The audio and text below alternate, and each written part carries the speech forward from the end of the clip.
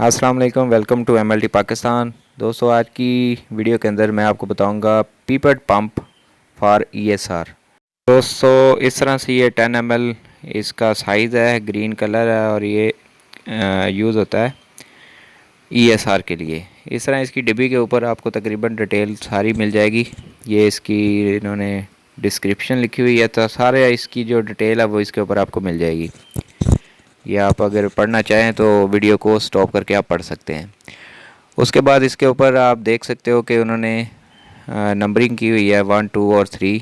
इसका मैं आगे चल के आपको बताता हूँ कि ये नंबर जो है इन्होंने किस लिए लगाए हुए हैं।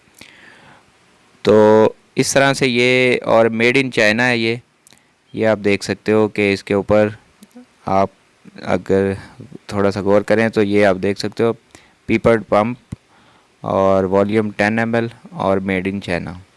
ये चाइना से हमने इंपोर्ट किया है, तो बहुत ही अच्छी चीज़ है।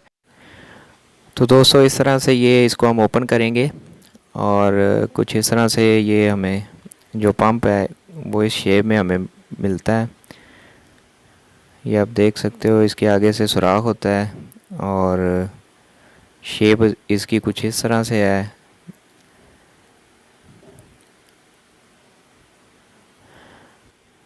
तो दोस्तों, बहुत ही इजी और बहुत ही आसान सा ये पीपट पंप है। इसके साथ हम बड़े इजी तरीके से, बहुत ही आसान तरीके से हम ईएसआर टेस्ट जो है वो लगा सकते हैं।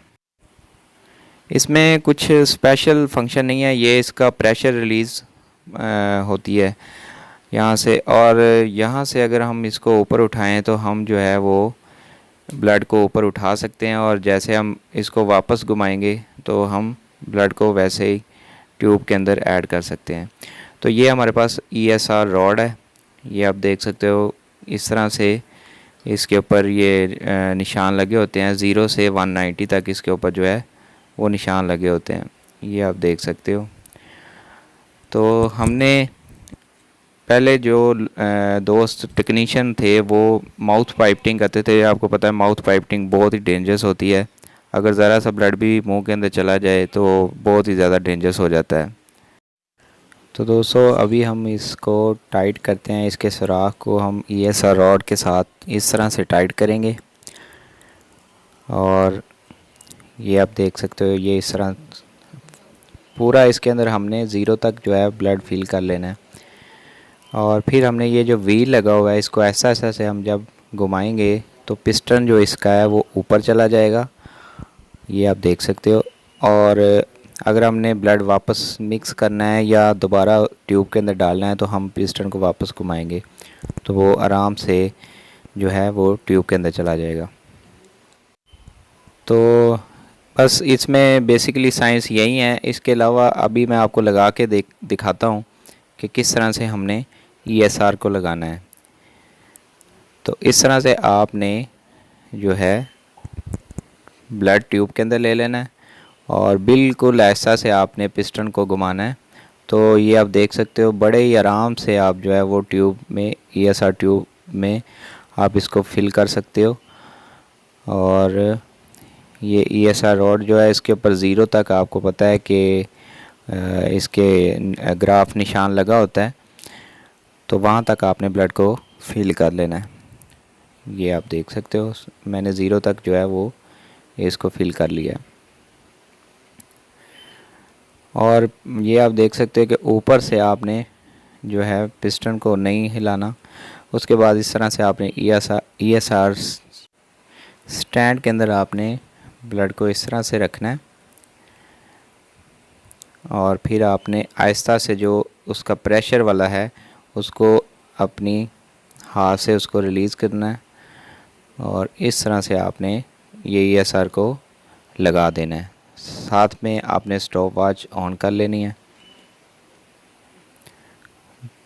तो ये आप देख सकते हो कि हम 60 मिनट के लिए ईएसआर को लगाते हैं, तो इस तरह से आपने स्टॉप वॉच को ऑन कर लेना है। तो ये आपका ईएसआर लगाने का प्रोसीजर जो है वो कंप्लीट हो गया है। दोस्तों, इंशाल्लाह नेक्स्ट वीडियो में या उससे आगे आने वाली वीडियो में मैं आपको कंप्लीट डिटेल बताऊंगा कि ईएसआर टेस्ट क्यों करवाया जाता है, किस लिए करवाया जाता है, और अगर ज़्यादा हो जाए तो उसकी क्या वजूहात होती हैं, और अगर कम हो जाए तो उसकी क्या वजूहात होती हैं।